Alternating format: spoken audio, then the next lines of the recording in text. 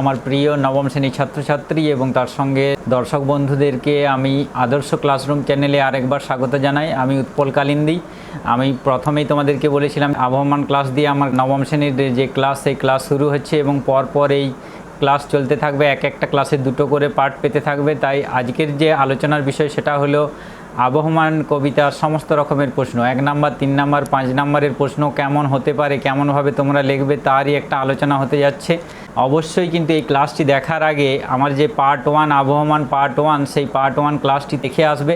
তাহলে দেখো স্ক্রিনে যে কোশ্চেন তোমরা দেখতে পাবে, স্ক্রিনে যে কোশ্চেন শো হবে সেই কোশ্চেনটা দেখার সঙ্গে সঙ্গে তোমরা অনায়াসেই কিন্তু তার উত্তর দিতে পারবে। এবং যখন তোমরা এই ক্লাসটা আসছো তার আগে শুধু একবার নয়, তোমরা কবিতাটাকে দেখো এবং ক্লাসটাকে দেখো, কবিতার লাইন ধরে ধরে খুঁটিয়ে খুঁটিয়ে পড়ো, তাহলে দেখবে তোমাদের কাছে কোনো প্রশ্নই জটিল নয়, তোমাদের কাছে সমস্ত প্রশ্নই হয়ে গেছে একেবারে সোজা। চলো শুরু করা যাক আবহমান কবিতার প্রশ্নোত্তর পর্বের আলোচনা। দেখো প্রশ্নোত্তর পর্ব আলোচনার প্রথমেই চলে এসেছি আমরা বহু বিকল্প ভিত্তিক প্রশ্ন, অর্থাৎ যেখানে তোমাদেরকে সঠিক বিকল্পটি খুঁজতে হবে। 4টে অপশান থাকবে, অর্থাৎ 4টে বিকল্প থাকবে, সেখান থেকে তোমাদের সঠিক যে উত্তর সেই সঠিক উত্তরটা খুঁজে বার করতে হবে। প্রথম যে প্রশ্ন তোমরা স্ক্রিনে লক্ষ্য করো, আবহমান কবিতাটির মূল কাব্যগ্রন্থ। অপশান এ উলঙ্গ রাজা, কলকাতার যিশু, অন্ধকার বারান্দা এবং জসিমউদ্দিন। উত্তর হবে অন্ধকার বারান্দা। পরের প্রশ্ন দেখো, নোটে গাছটি উড়িয়ে ওঠে কিন্তু ফুরোয় না, জুড়ায় না, মুড়োয় না, না বিকোয় না। সঠিক উত্তর তোমরা দেখো নিজেরাই পারবে, মুড়োয় না। পরের প্রশ্ন দেখো, কে এইখানে এসেছিল শূন্যস্থানে বছর আগে, কয়েক না 2-1 বছর, না 100 বছর, না অনেক বছর। দেখো উত্তর হবে অনেক বছর আগে। পরের প্রশ্ন দেখো, কার দুরন্ত পিপাসা ফুরোয় না? দস্যি ছেলেটার, দুষ্টু ছেলেটার, জেদি ছেলেটার, একগুঁয়ে ছেলেটার। উত্তর হবে একগুঁয়ে ছেলেটার। নেক্সট কোশ্চেন দেখো, সারাটা দিন আপন মনে কিসের গন্ধ মাখে? অপশান এ ঘাসের, বি ফুলের, সি মাটির, ডি পাতার। উত্তর হবে ঘাসের। নেক্সট দেখো, এখনও সেই ফুল দুলছে ফুল দুলছে ফুল, নিবিড় অন্ধকারে, সন্ধ্যার বাতাসে, গভীর হাওয়ায়, না স্বপ্নের তারায়। উত্তর হবে সন্ধ্যার বাতাসে। পরের প্রশ্ন দেখো, নেভে না তার যন্ত্রণা, শূন্যস্থানে বসবে সুখ, হাসি, কান্না, দুঃখ। উত্তর হবে দুঃখ। বাগান থেকে কোন ফুলের হাসি হারায় না? অপশান এ জবা, বি চাপা, সি কেয়া, ডি কুন্দ। উত্তর হবে কুন্দ ফুলের হাসি। পরের প্রশ্ন দেখো, আবহমান কবিতায় কবি কার পাশে গিয়ে দাঁড়াতে বলেছেন? এ লাউ মাচাটার পাশে, বি পুঁই মাচাটার পাশে, সি সন্ধ্যার বাতাসে, ডি বাড়ির বারান্দায়। উত্তর হবে লাউ মাচাটার পাশে। পরের প্রশ্ন দেখো, ছোট্ট একটা ফুল কোন সময়ের বাতাসে দোলে? দুপুরবেলা, বি সকালবেলা, সি বিকেলবেলা, ডি সন্ধেবেলা। উত্তর হবে ডি সন্ধেবেলা। পরের প্রশ্ন দেখো, কে এইখানে হারিয়ে গিয়েও আবার ফিরে আসে? তারা ফিরে আসে মানুষকে ভালোবেসে, মাটি আর হাওয়াকে ভালোবেসে, নদী আর আকাশকে ভালোবেসে, তারা আর চাঁদকে ভালোবেসে। উত্তর হবে মাটি আর হাওয়াকে ভালোবেসে। এরপরে আমরা চলে এসেছি অতি সংক্ষিপ্ত প্রশ্নের উত্তর। দেখো 1 নম্বরে আছে, আবহমান কবিতাটি কোন কাব্যগ্রন্থের অন্তর্গত? উত্তর হবে আবহমান কবিতাটি কবি নীরেন্দ্রনাথ চক্রবর্তীর লেখা অন্ধকার বারান্দা কাব্যগ্রন্থের অন্তর্গত। এটি ওই কাব্যগ্রন্থের 30 সংখ্যক কবিতা, এটাও মাথায় রাখবে। 1 নাম্বার গেল। দ্বিতীয় নাম্বার দেখো, আবহমান কবিতায় কবি কোথায় গিয়ে দাঁড়াতে বলেছেন? উত্তর আবহমান কবিতায় কবি নীরেন্দ্রনাথ চক্রবর্তী গ্রাম বাংলার গরিবের উঠোনে লাউমাচাটার পাশে গিয়ে দাঁড়াতে বলেছেন। 3 নম্বরে দেখো, কবি লাউমাচার পাশে কেন দাঁড়াতে বলেছেন? কবি লাউমাচার পাশে গিয়ে দাঁড়াতে বলেছেন কারণ পল্লী বাংলার সহজ সরল জীবনকে সেখানে খুঁজে পাওয়া যায়। দেখো এই যে অতি সংক্ষিপ্ত প্রশ্ন, এই অতি সংক্ষিপ্ত প্রশ্নের 3টে যে প্রশ্ন, সেই 3টে প্রশ্ন দেখলেই তোমরা বুঝতে পারবে যে এই প্রশ্নগুলোকে সামান্য একটু উৎস দিয়ে লিখলেই হবে, অর্থাৎ কবির নাম এবং তার সঙ্গে কবিতার নাম দিয়ে উত্তরটা লিখলেই হবে। 4 নম্বরের প্রশ্ন দেখো, কোন ফুল দুলছে? পল্লী বাংলায় উঠোনের লাউ মাচায় ছোট্ট লাউ ফুল দুলছে। 5 নম্বর প্রশ্ন দেখো, কোথায় ছোট্ট ফুল দুলছে? আবহমান কবিতায় গ্রাম বাংলায় গরিবের উঠোনের লাউ মাচায় ছোট্ট লাউ ফুল দোলার কথা বলা হয়েছে। 6 নম্বরে দেখো, লাউ ফুল কখন দোলে? সন্ধ্যার মৃদুমন্দ বাতাসে লাউ ফুল দোলে। প্রতিটা কোশ্চেন তোমরা লেখার জন্য শুধু কবির নাম এবং কবিতার নামটা দেবে। কিছু প্রশ্নে এখানে দেখো আমি দিইনি, তোমরা কিন্তু সেটা অবশ্যই লেখার সময় উল্লেখ করবে। দেখো পরের কোশ্চেন 7 নম্বরের। 7 নম্বরের যে কোশ্চেন, আবহমান কবিতায় অনেক বছর আগে কার আসার কথা বলা হয়েছে?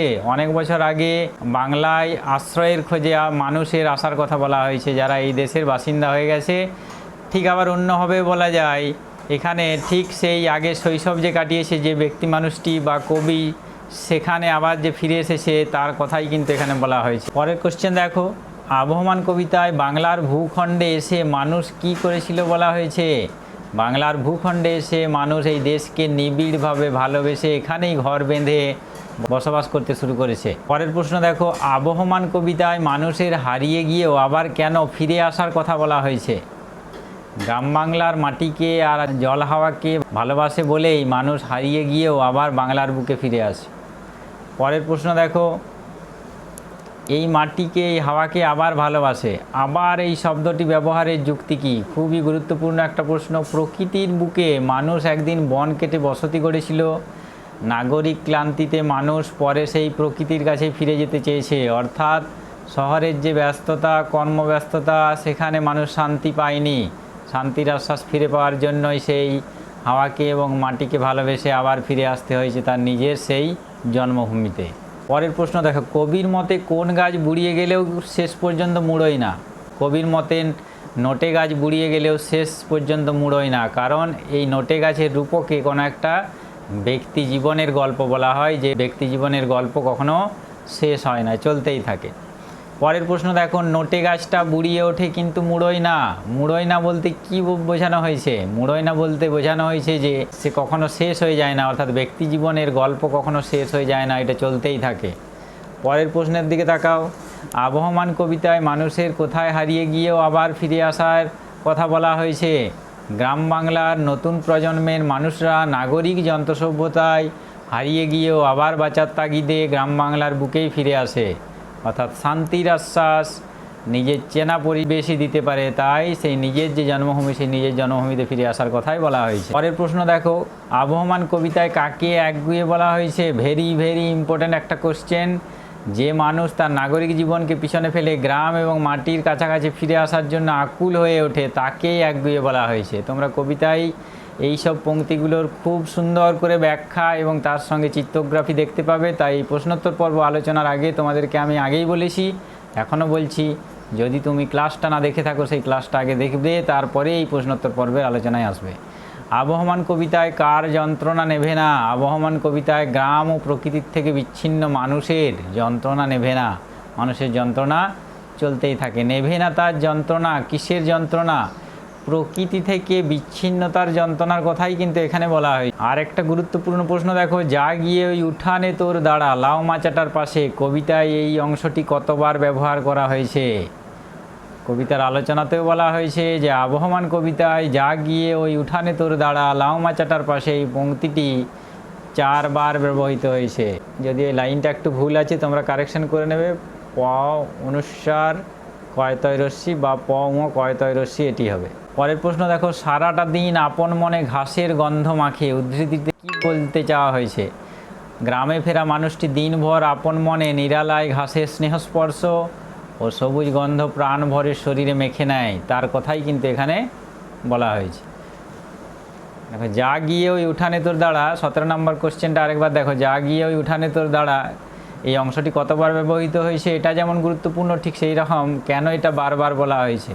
কবিতার আলোচনা প্রসঙ্গে বলেছি, দেখবে যে কবি প্রথমত তার যে অভিজ্ঞতা, সেই অভিজ্ঞতা দিয়ে বিচার করে দেখেছেন শহর জীবনের যে নিষ্ঠুরতা, শহর জীবনের কর্মব্যস্ততা, সে কখনোই আমাদেরকে শান্তি দিতে পারে না। শান্তির আশ্বাস এবং শান্তি দিতে পারে আমাদের সেই ফেলে আসা একেবারে পল্লী বাংলার জন্মভূমি। তাই বারে বারেই কবি উল্লেখ করেছেন বা সাবধান বাণী উচ্চারণ করেছেন, যা গিয়ে উঠানে তোর দাঁড়া লাউ মাচাটার পাশে।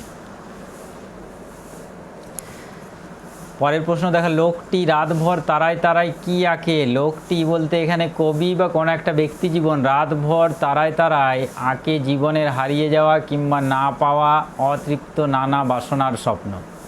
বাগান থেকে কুন্দ ফুলের হাসি হারায় না কেন? বাগানে শুভ্র ও অনাবিল কুন্দ ফুলের হাস্যময় অবস্থান হলো দুঃখের পাশে আনন্দের অবস্থিতি। অর্থাৎ গ্রাম্য জীবনে দুঃখ আছে, সেই দুঃখকে ভুলিয়ে দেওয়ার জন্য কুন্দ ফুলও আছে। তার অনাবিল যে হাসি, সেই অনাবিল হাসি কী করে? আমাদের দুঃখকে ভুলিয়ে দেয়। এরপরে দেখো তোমাদের 6টা কোশ্চেন আমি দিয়েছি। এই কোশ্চেনগুলো হয় 5 নাম্বার, না হয় 3 নাম্বারে আসবে। এর বাইরে কোনো কোশ্চেন তোমরা পাবেই না। কে এইখানে ঘর বেঁধেছে নিবিড় অনুরাগে, কোন প্রসঙ্গে বক্তা এইরূপ উক্তি করেছেন? নিবিড় অনুরাগে বিশেষণটি ব্যবহারের প্রাসঙ্গিকতা লেখো। দেখো 2 নাম্বারে এই মাটিকে হাওয়াকে আবার ভালোবাসে। এই মাটি ও হাওয়া বলতে কী বোঝো? তাদের ভালোবাসার কারণ কি? দুটো প্যারাতে তোমরা লিখবে উৎসসহ। প্রথম প্যারাতে উৎস দেবে, প্রথমে যে 1 নাম্বার সেই 1 নাম্বারে উৎস দেবে, এবং দ্বিতীয় প্যারাতে ভালোবাসার যে কারণ, সেই ভালোবাসার কারণটাকে তোমরা লিখবে। পরের কোশ্চেন, ফুরোয় না সেই একগুঁয়েটার দুরন্ত পিপাসা। একগুঁয়ে বলতে কাকে বোঝানো হয়েছে? দুরন্ত পিপাসা ফুরিয়ে যায় না কেন? সারাটা দিন আপন মনে ঘাসের গন্ধ মাখে প্রসঙ্গ সহ উদ্দীতাংশের তাৎপর্য। পরের কোশ্চেন দেখো, যা গিয়ে উঠানে তোর দাঁড়া, কার প্রতি কবির এই নির্দেশ? কেন সেখানে গিয়ে দাঁড়াতে হয়? ফুরোয় না, তার কিছুই ফুরোয় না, তাৎপর্য লেখো। এই ছিল তোমাদের আবহমান কবিতার প্রশ্নোত্তর পর্বের আলোচনা। এই যে কোশ্চেনগুলো তোমরা স্ক্রিনে দেখলে, এর বাইরে আর কোনো কোশ্চেন এই কবিতা থেকে অন্তত হতে পারে না। ভিডিওটি যদি ভালো লেগে থাকে তাহলে একটা লাইক করবে এবং তার সঙ্গে বন্ধু বান্ধবদের সঙ্গে শেয়ার করতে ভুলবে না। আজকের মতো এখানেই ক্লাসের সমাপ্তি।